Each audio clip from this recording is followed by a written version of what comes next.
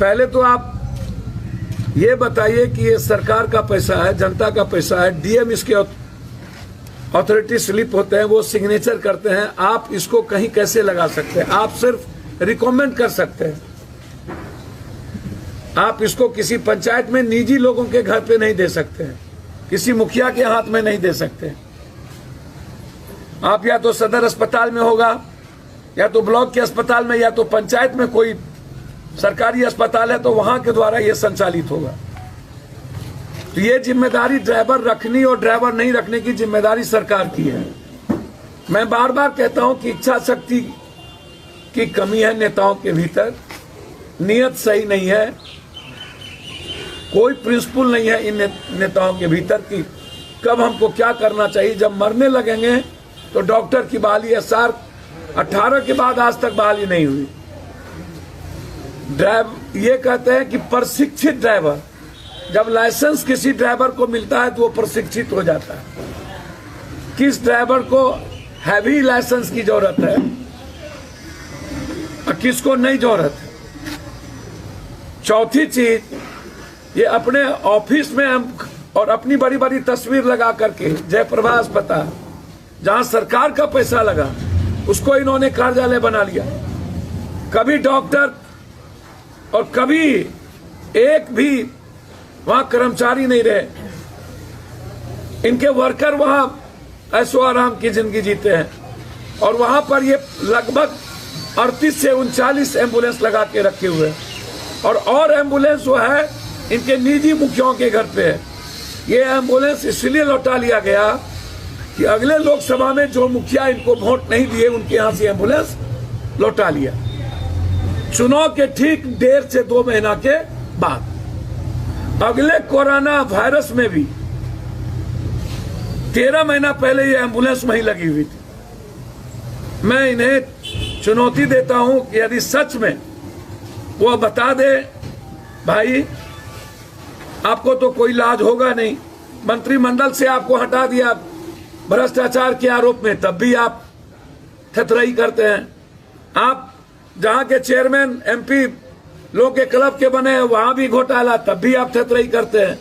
पर्यावरण में NGO आपका जांच होना चाहिए, तब भी आप थतरई करते हैं।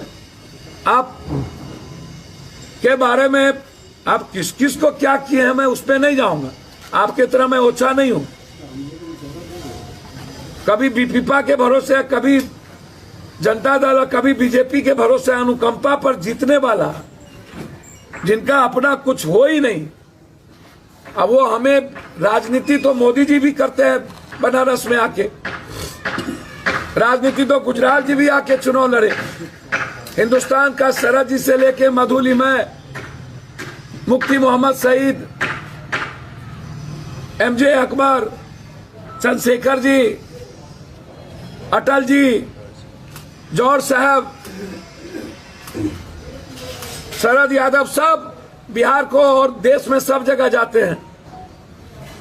देश में कोई, हमारी डेमोक्रेसी सबको इजाजत देती है सब जगह जाने की, और हम एक पार्टी के हैं। मधेपुरा घर नहीं है, बिहार घर है मेरा, और हम बिहारी हैं। जितने रूढ़ी जी आप लोग सब मिल के लूटे होंगे ना, उतना हम 1 महीने में बांटते हैं।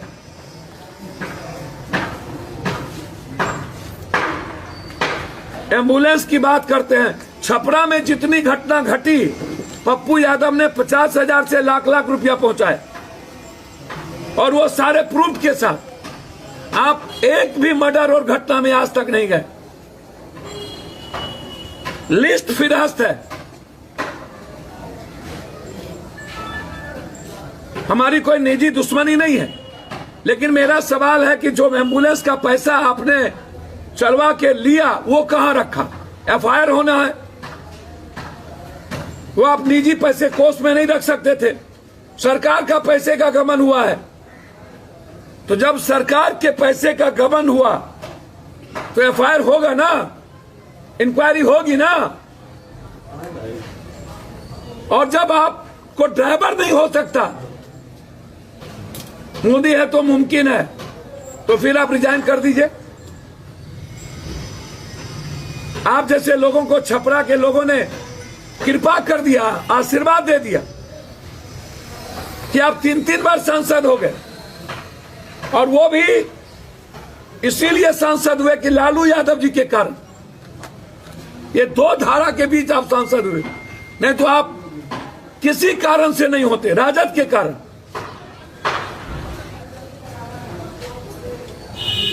आप ज्ञान सिखाने लगे। एक दिन पहले आपने चिट्ठी लिख दी 6 तारीख को, हम गए 7 को 6 का चिट्ठी। ये डीएम पर भी इंक्वायरी होना चाहिए कि ये चिट्ठी कब गई। 1 साल 1.25 साल से लगी हुई एम्बुलेंस, तब चिट्ठी नहीं। ट्वीट खेलने वाला ये ललबबुआ लोग, ये बिना स्नो पाउडर वाले नेता, इसको और मुश्क में भर दिन रहने वाला, आंख मिचौली खेलने वाले रूडी जी, पूरी दुनिया को पता है आपके बारे में क्या क्या रंग रंगेलियां मनाते हैं आप लोग, और कहां कहां मनाते हैं। कितना आरोप लगा वो भाजपा को पता है। सूप बाजे तब बाजे, चल्लियों बाजे, शीशे के घर में रह करके पत्थर फेंकते हैं। एफआईआर लॉन्च होना चाहिए कि सरकारी पैसे का दुरुपयोग हुआ। सरकारी पैसे का एम्बुलेंस निजी घर में क्यों? सरकारी पैसे का एम्बुलेंस का पैसा कहां गया?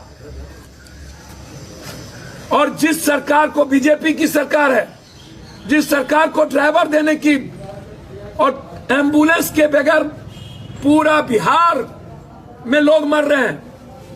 पूर्णिया से सिलीगुड़ी 24,000, पटना 30,000, दरभंगा से पटना 16,000, 20,000, पूरा बिहार मर रहा हो। ये क्या है? क्यों खोले आप ये? क्यों खोले? ट्रेनिंग कॉलेज खोलने की जरूरत क्या थी? और सरकार कहां सोई हुई थी? इससे पता चलता है कि सरकार बिहार को मारने में, बिहार की जनता को मारने में कोई कसर बाकी नहीं रखा। पटना में 1 किलोमीटर का एम्बुलेंस 12 किलोमीटर, 12,000, और इंटायर क्रिमिनल एम्बुलेंस चलाता है, माफिया, गोली बारूद होती है। क्यों 18 रुपया? सरकार से मैं मांग करता हूं, कोरोना पेशेंट को एम्बुलेंस फ्री किया जाए, कंप्लीट फ्री किया जाए। लोग जिंदगी और मौत की जिंदगी जीते हैं, जिंदगी तबाह हो चुकी, पैसे नहीं है घर में, लेकिन एम्बुलेंस वाले जब तक पैसा नहीं लेते तब तक लाते नहीं और रास्ते में मार देते हैं। मैं कल भी कहा कि किसी भी कीमत पर प्राइवेट नर्सिंग होम को आंध्रा के तर्ज पर आप फ्री करिए। रेमडेसिविर 1 महीने से ऊपर हो गया और अभी तक लाखों जान चली गई, और इनका अलाउद्दीन का चिराग हो गया रेमडेसिविर। हमारे नेता प्रेमचंद सिंह जी का क्षेत्र, वो घर है, इनसे पूछिए कितने दिनों से वहां एम्बुलेंस लगा। और आज अभी हम मोदी आग्रह करेंगे, हमारे नेता प्रेमचंद सिंह जी तैयार हैं 40 ड्राइवर को लेकर के लाइसेंस के साथ। कहां पर ड्राइवर भेजा जाए? प्रेमचंद सिंह जी का नंबर हम ओपन करने जा रहे हैं।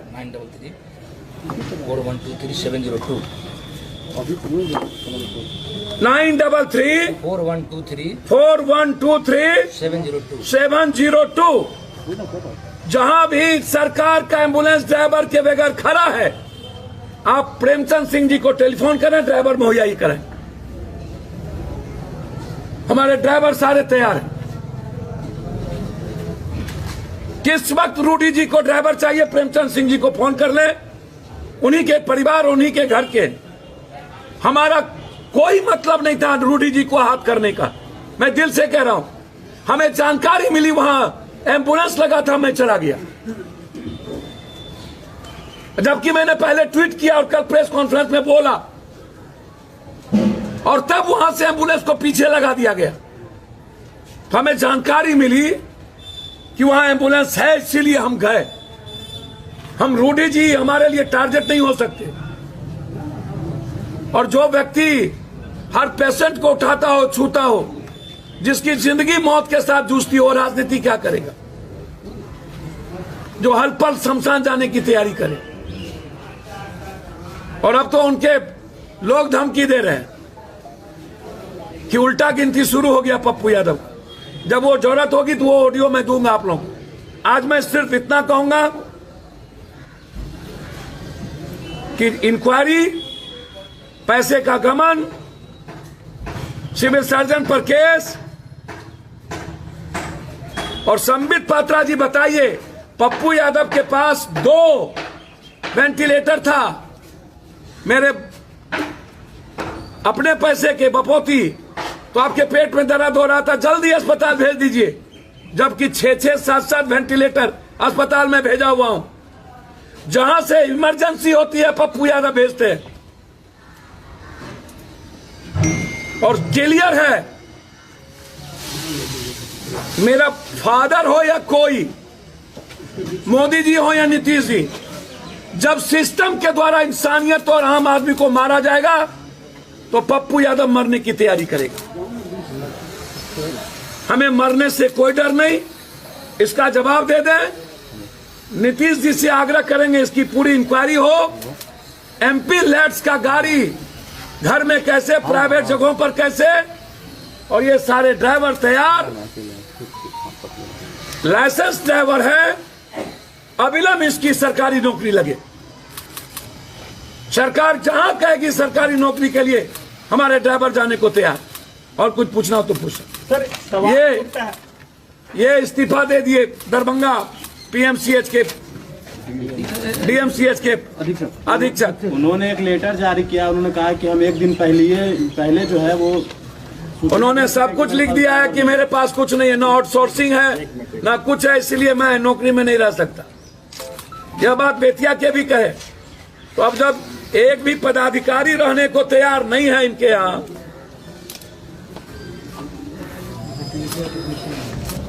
वेंटिलेटर की मशीन नहीं है, ऑक्सीजन नहीं है। कल हम गए थे स्वास्थ्य मंत्री जी के क्वारंटाइन सिवान, सर वहां कोई नहीं था, वहां एक भी आईसीयू रूम नहीं, एक भी वेंटिलेटर नहीं, ऑक्सीजन में पाइप नहीं।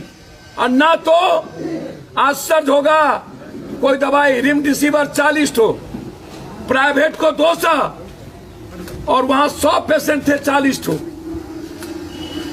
और आईसीयू कुछ नहीं, वेंटिलेटर नहीं, ऑक्सीजन में कोई पाइप नहीं। और स्वास्थ्य मंत्री का जिला बारे बा।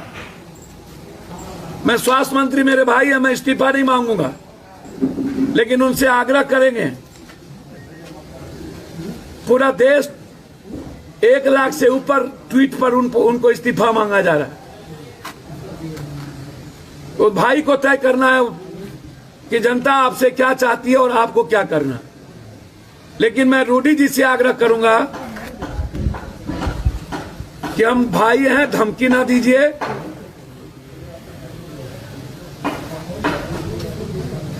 हम छपरा भी लड़ सकते हैं, हम सीमान भी लड़ सकते हैं, धमकी ना दीजिए। हम गोपालगंज भी लड़ सकते हैं, पटना भी लड़ सकते हैं। और राजनीति हर आदमी को जिम्मेदारी है पूरे देश की करने की। और राजनीति चमकाने की आदत हमारी नहीं है। लोकसभा में हारे तब भी बाढ़, तब भी कोरोना, और विधानसभा में हमारी पार्टी परफॉर्मेंस नहीं की, सब हार गई, तब भी पप्पू यादव विपक्ष और सत्ता पक्ष। तो आप जिम्मेदारी निभा लीजिए, पप्पू यादव जाके घर में बैठ जाएगा। लेकिन यदि आप जनता को मारते रहिएगा रावण कंस बन के, जल्लाद बन के, तो पप्पू यादव आपको जगाता रहेगा, सरकार की नींद खोलती रहेगी। आप लोग धृतराष्ट्र के तरफ अंधभक्ति मत करिए। और हमें दुनिया में ना ऊपर से नीचे कभी डर नहीं लगता।